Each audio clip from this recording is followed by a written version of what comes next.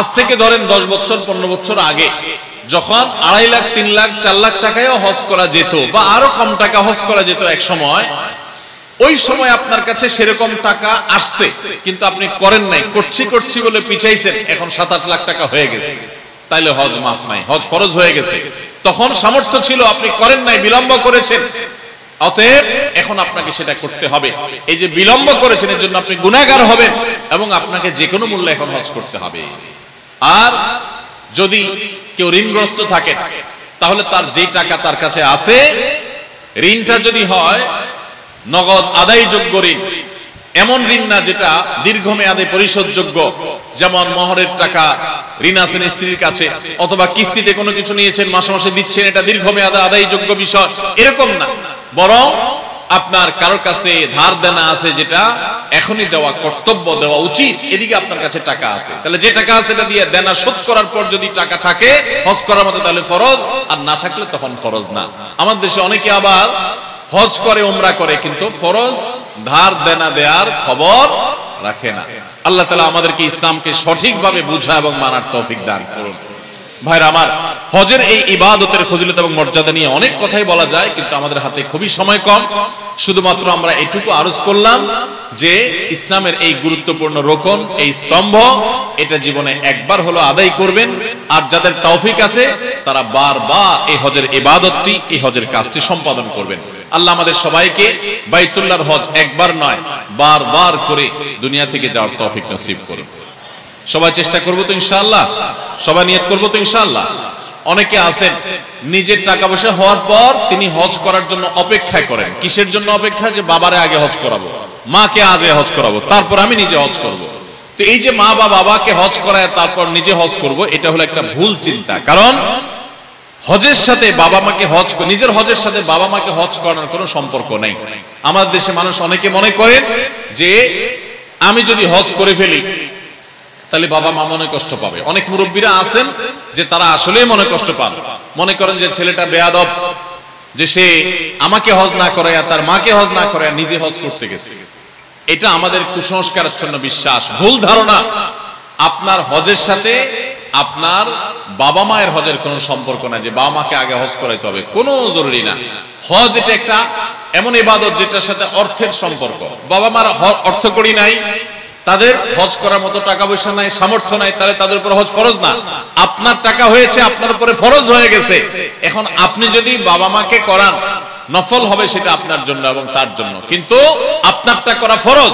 ফরজ বাদ দিয়ে নফল করলে তাতে সওয়াবের পরিবর্তে গুনাহ হওয়ার আশঙ্কা আছে। মুরব্বীরা যারা ভুল বুঝেন, ছেলেদের উপরে মনে কষ্ট পান, অযথাই তাদেরকে বদদোয়া করেন এবং তাদেরকে এটা নিয়ে চাপে রাখেন যে বাবা মা বাবারে হজ না করে তুমি কি বাবা আগে হজ করো, এগুলো আপনাদের ভুল। সন্তানের টাকা হয়ে গেছে, সে হজ করতে যাবে। হ্যাঁ, যদি আল্লাহ তাকে এত বেশি টাকা দেয় যে সে নিজেও হজ করতে পারে, বাবা মাকেও সাথে নিতে পারে, তাহলে তো সোনার উপর সোহাগা, খুবই ভালো কথা, সেটা অনেক উত্তম কাজ। কিন্তু মাত্র একজন টাকা হজ করার মতো টাকা ছেলের কাছে হয়েছে, তাহলে এখন ছেলের উপরে হজ ফরজ, বাবা মা নয়। আলহামদুলিল্লাহ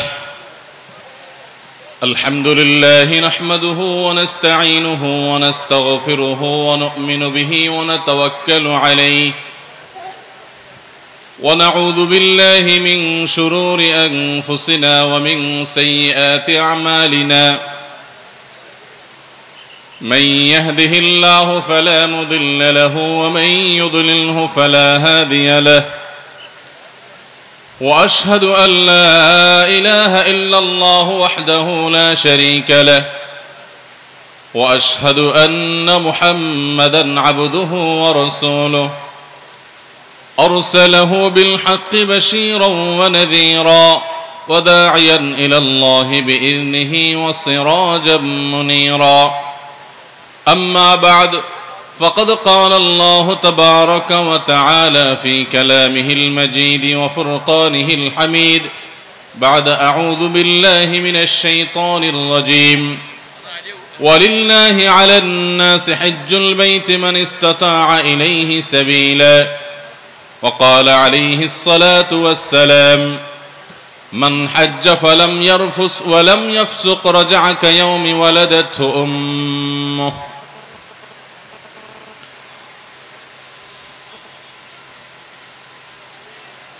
ঐতিহ্যবাহী চট্টগ্রাম জেলার সাতকানিয়ার মাদ্রাসায় আয়োজিত আজকের এই তাফসীরুল কোরআন মাহফিলের সম্মানিত সভাপতি, উপস্থিত ওলামায়ে কেরাম এবং দূর দূরান্ত থেকে আগত আমার প্রাণপ্রিয় দিনদরদি ভাইয়েরা এবং পর্দা আলের মা বোনেরা,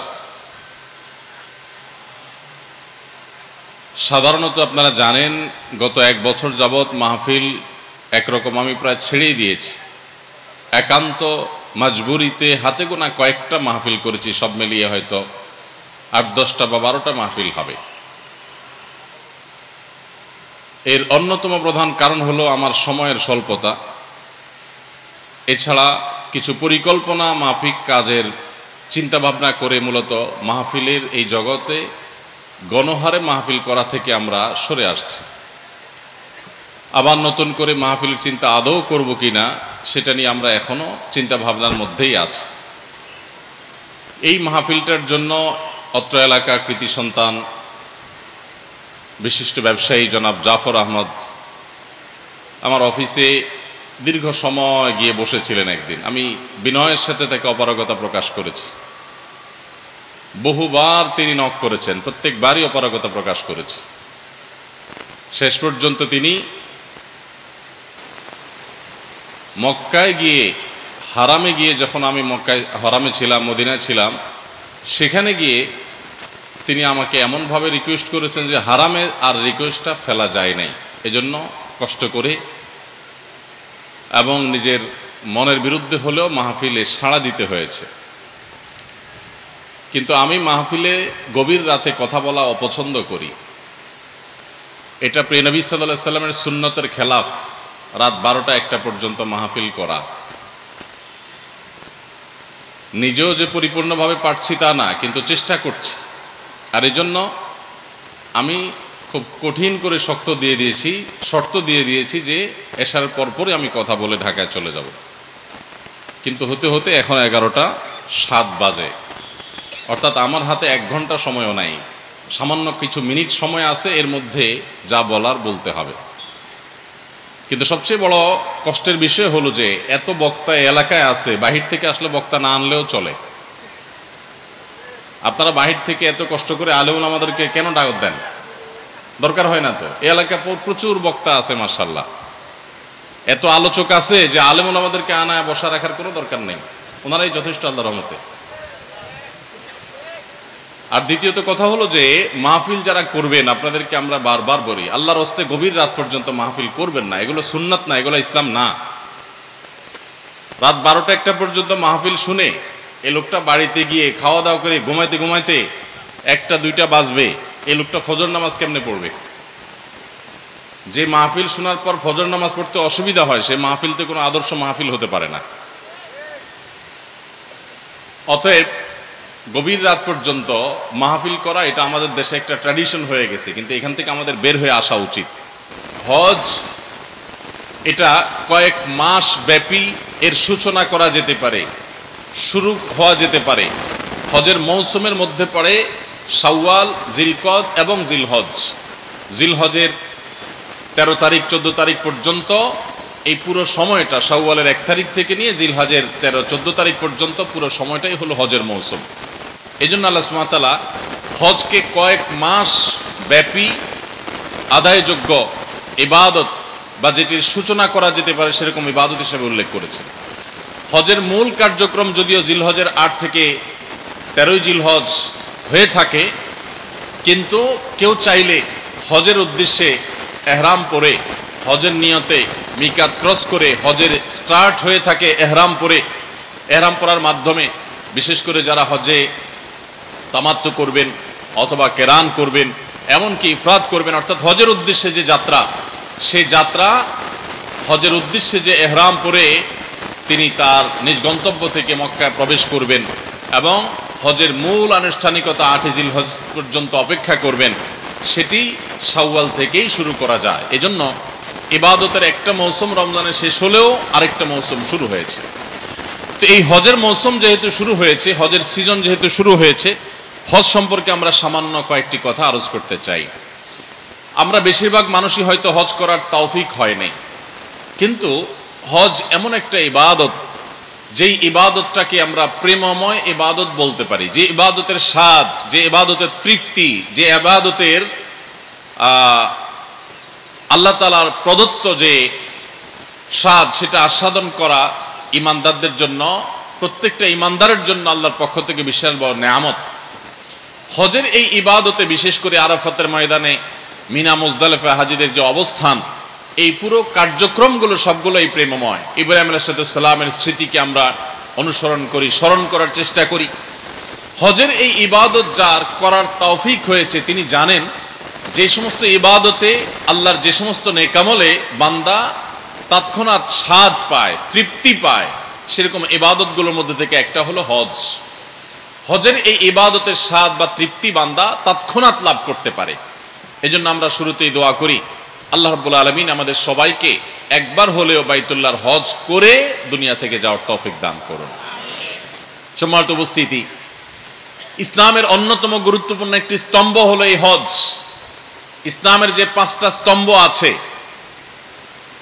আল্লাহর একত্ববাদ এবং মুহাম্মদ সাল্লাল্লাহু আলাইহি সাল্লামের রিসালাতের সাক্ষ্য দেওয়া, 5 ওয়াক্ত সালাত আদায় করা এবং যাকাত আদায় করা, রমজান মাসে সিয়াম সাধনা করা আর হজ করা, এই 5টা রকন বা স্তম্ভের মধ্যে সবগুলো রকনই হয় আর্থিক আর না হলে শারীরিকভাবে আদায়যোগ্য ইবাদত।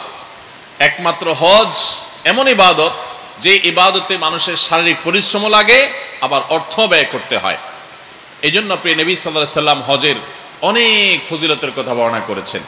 আল্লাহ রাব্বুল আলামিন হজ ফরজ হওয়া প্রসঙ্গে বলছেন, ওয়ালিল্লাহি আলান নাসি হজ্জুল বাইতি মান ইসতাতা ইলাইহি সাবিলা। কোরআনে রোজা ফরজ হওয়ার ক্ষেত্রে আল্লাহ বলেছেন, কুতিবা আলাইকুমুস সিয়াম, তোমাদের উপরে সিয়ামকে ফরজ করে দেওয়া হয়েছে।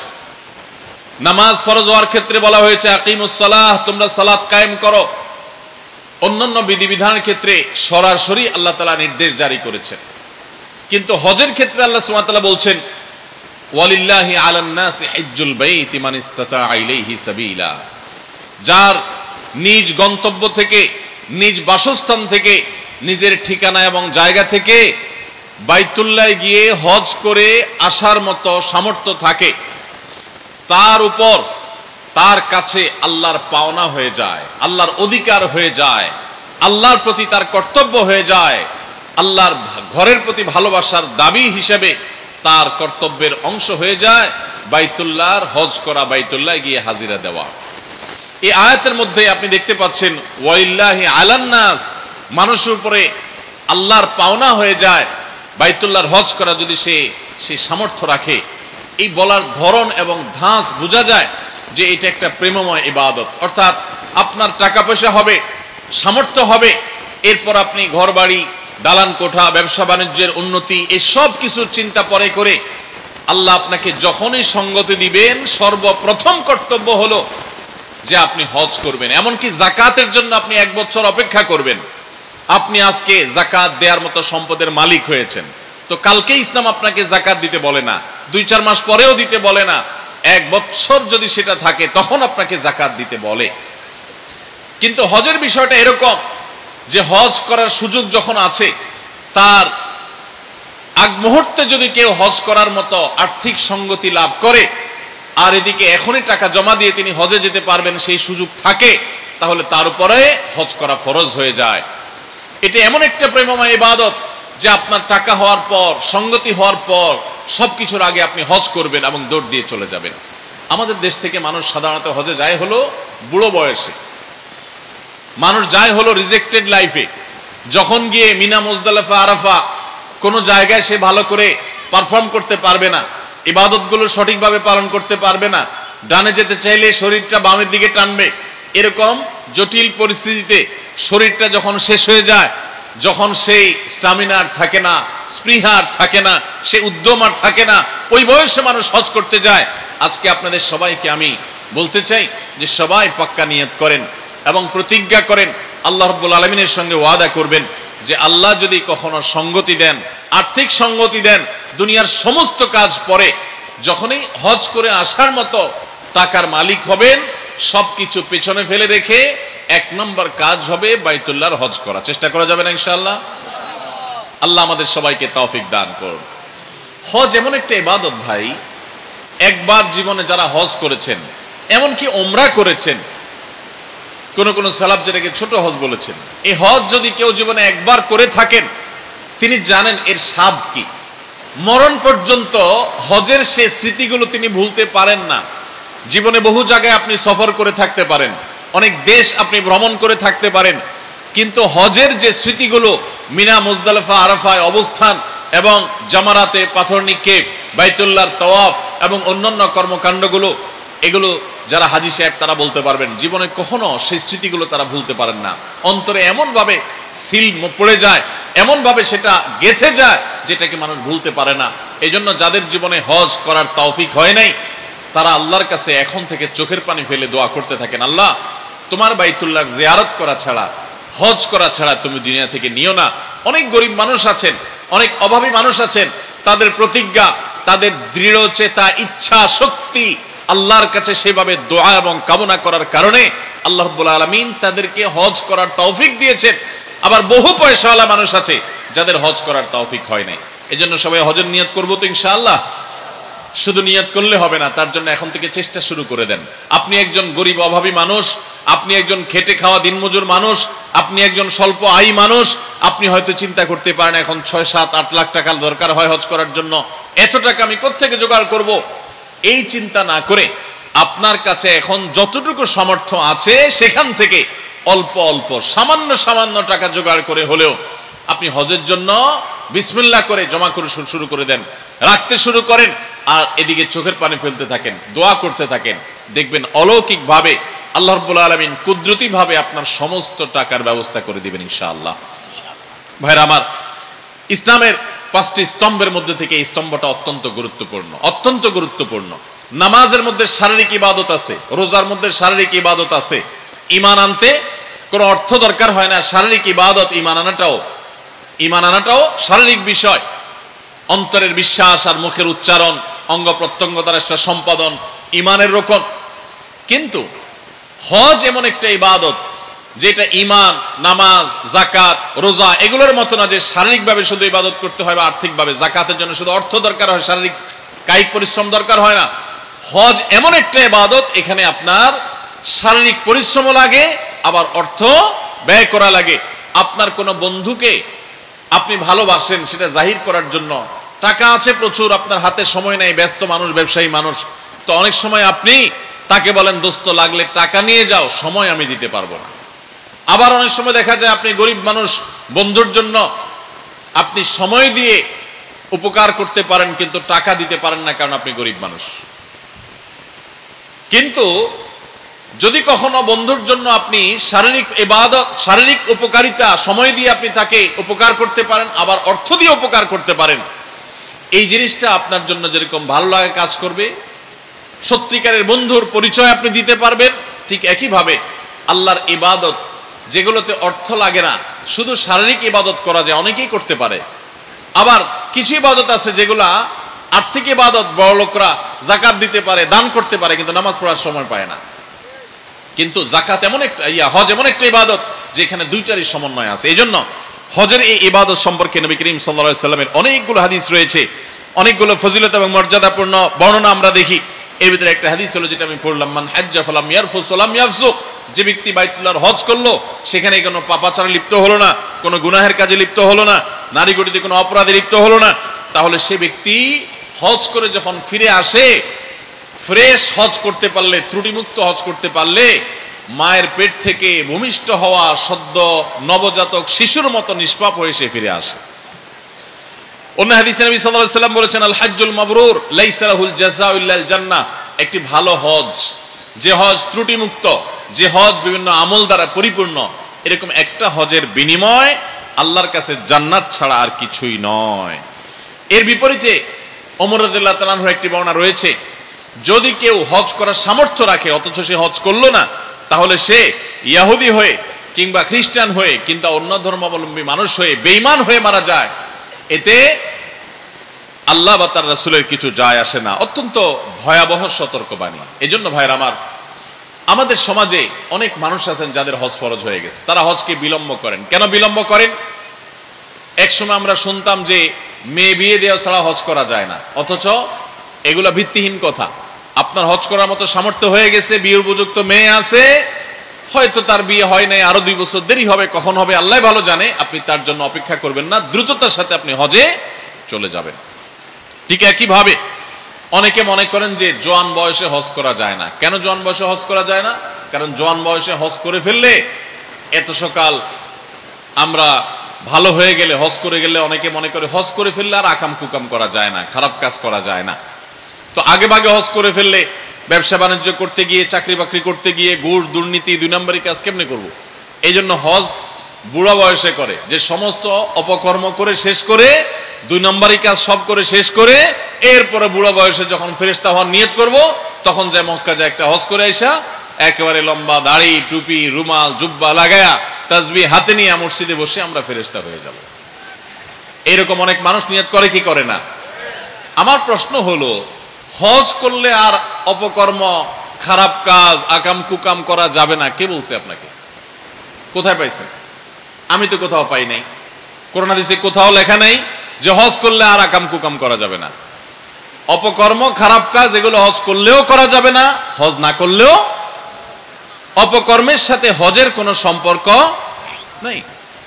হজ না করলে কি গুনার কাজ করা যাবে নাকি? সর্বাবস্থায় করা যাবে না। এই জন্য ভাই, শয়তান আমাদেরকে নানাভাবে আমাদের হজকে বিলম্বিত করে। যারা হজে গেছেন তারা জানেন, মক্কা মদিনায় শুধুমাত্র বাংলাদেশি আর কিছু ইন্ডিয়ান হাজি দেখা যায় যে তারা বুড়ো বয়সে হজ করতে গেছে। পৃথিবীর কোন দেশে এত বৃদ্ধ হাজি দেখা যায় না যত বৃদ্ধ হাজি দেখা যায় এই বাংলাদেশের। সারা পৃথিবীর মানুষদেরকে দেখবেন হজ করতে আসছে, তারা ইয়াং বয়সে হজ করতে আসে। আর বাংলাদেশে সবাই যায় কোন বয়সে? বুড়ো বয়স। সরকারি চাকরি করে ঘুষ দুর্নীতি চুরি ডাকাতি সব শেষ করে এরপরে রিটায়ারমেন্টের পরে উনি যায় সেখান থেকে সিল মারায় ফেরেশতা হওয়ার জন্য। সারা জীবনের কালো টাকা সব সাদা করার জন্য যান। একবার না 50 বারও যদি হজ করেন তো সারা জীবনের দুর্নীতি করে কামানো টাকার একটা টাকাও আল্লাহর কাছে হালাল হবে না, সাদা হবে। এই জন্য হজকে বিলম্ব করবেন না। হজের মৌসুমে হজ করে আসার মতো, হজ করে ফিরে আসার মতো আর্থিক সঙ্গতি দিয়েছেন। তিনি প্রাপ্তবয়স্ক মুসলমান পুরুষ, আর নারী হলে তিনি তার আশা এবং পাশাপাশি তার সাথে একজন মাহারামকে নিয়ে যাওয়া, নিয়ে আসার মতো টাকার মালিক হলে। এখনকার বাজার দর অনুযায়ী হজের যে খরচ, সেটা অনুযায়ী আমরা বলতে পারি যে 6.5 লাখ 7 লাখ টাকা হলেই হজ ফরজ হয়ে যায়। মহিলাদের হজ ফরজ হওয়ার জন্য মাহরাম সাথে নিতে হয়, এই জন্য তার হবে ডাবল টাকা হলে তখন, অর্থাৎ 7 দুগুণে 14 লাখ হলে তখন তার উপরে হজ ফরজ হবে। কিন্তু এখানে একটা সূক্ষ্ম বিষয় আছে, সেটা হলো আজ থেকে ধরেন 10 বছর 15 বছর আগে যখন 2.5 লাখ 3 লাখ 4 লাখ টাকায়ও হজ করা যেত বা আরো কম টাকা হজ করা যেত এক সময়, ওই সময় আপনার কাছে সেরকম টাকা আসছে কিন্তু আপনি করেন নাই, করছি বলে পিছাইছেন, এখন 7-8 লাখ টাকা হয়ে গেছে, তাইলে হজ মাফ নাই, হজ ফরজ হয়ে গেছে।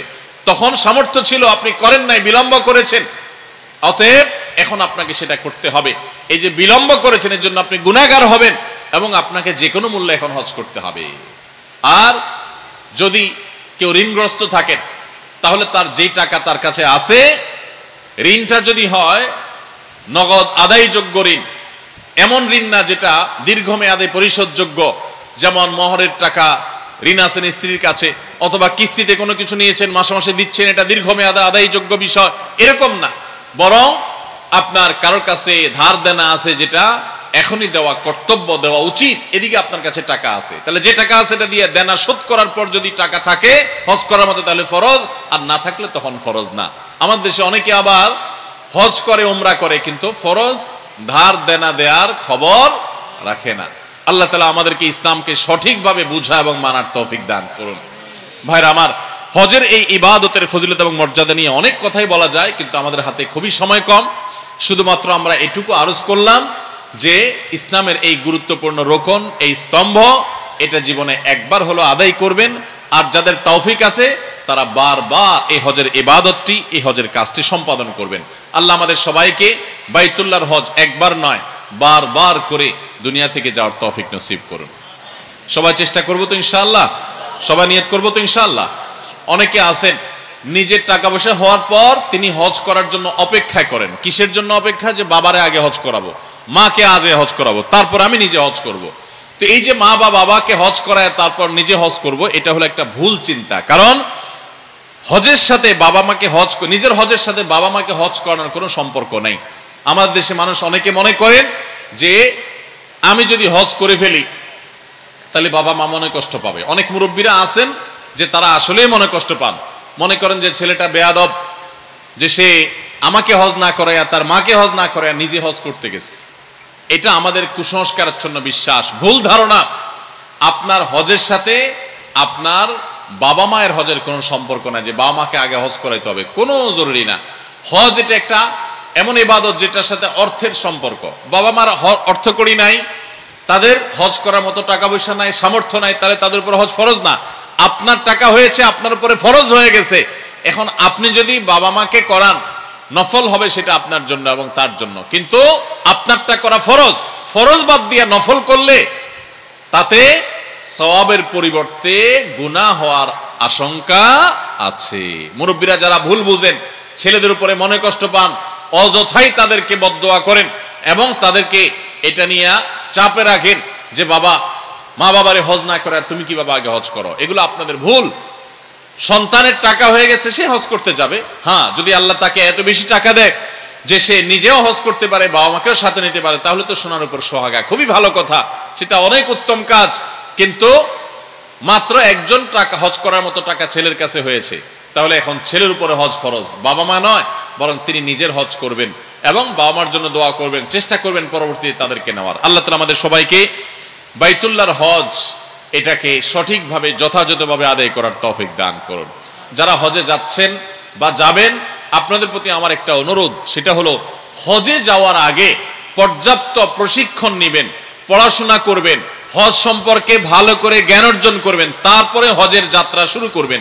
কারণ হজ এমন একটা ইবাদত যে এই ইবাদত জীবনে যেহেতু একবার ফরজ হয়, একবার করতে গিয়ে দেখা যায় যে সঠিকভাবে করা সম্ভব হয় না। দিনে যা বারবার করা হয় 5 ওয়াক্ত নামাজ, সেজন্য এটা আমাদের ভুল হয় কম, কিন্তু হজ যেতে একবার করা লাগে, ভুল টুল হয়ে যায়, আবার জীবনে কখনো সুযোগ নাও হতে পারে।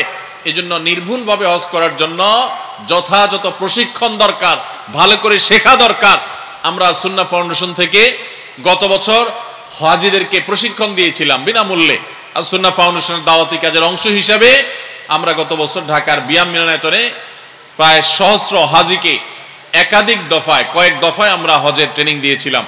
এই বছর আমরা চিন্তা ভাবনা করছি চট্টগ্রাম বিভাগের মানুষদের সুবিধার্থে, তাদের অনেকের জন্য ঢাকায় গিয়ে ট্রেনিং নেওয়া কঠিন, তো চট্টগ্রামে কোনো একটা জায়গা যদি সম্ভব হয়, আমরা আল্লাহর ঘরের মেহমানদেরকে কিভাবে তারা হজ সম্পাদন করবেন সেটা আমরা ট্রেনিং দিতে চাই, যদি আল্লাহ তৌফিক দান করেন। এছাড়া আপনাদের জানাশোনা উলামা একরামের তত্ত্বাবধানে যেখানে ভালো প্রশিক্ষণ হয় আপনারা হজটা শিখে যাবেন। একে তো আমাদের দেশ থেকে মুরব্বী চাচারা যান, বাবার বয়সে লোকেরা যান, যাদের হজ করার মতো শারীরিক সঙ্গতি নাই, আবার দ্বিতীয়ত হলো ভালো করে শিখে যান না, যার কারণে হজ আর হজ হয় না। হজ অনেক সময় বোম্বে হজ হয়ে যায়।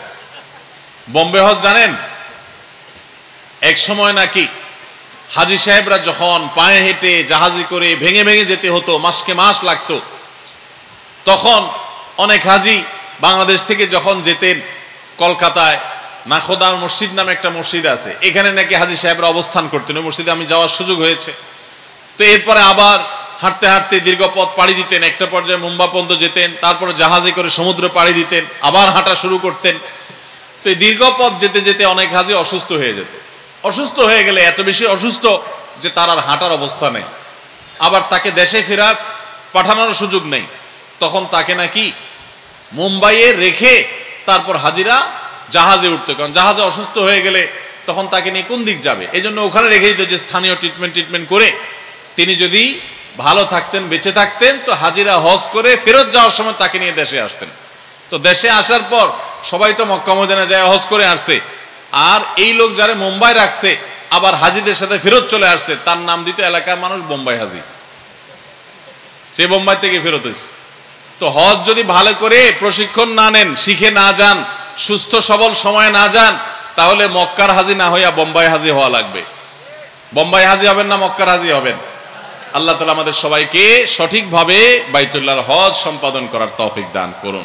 যেহেতু রমজানের পরে আরেকটা ইবাদতের মৌসুম শুরু হয়ে গেল, সেজন্য হজ কার উপরে ফরজ হয়, কখন ফরজ হয়, ঋণগ্রস্ত ব্যক্তির উপর হজ ফরজ হয় কিনা, মেয়েদের হজ কখন ফরজ হয়, এই পুরো বিষয়গুলো আমরা জানাবার চেষ্টা করেছি। আল্লাহ তাআলা আমাকে, আপনাকে, আমাদের সবাইকে আমলের তৌফিক দান করুন।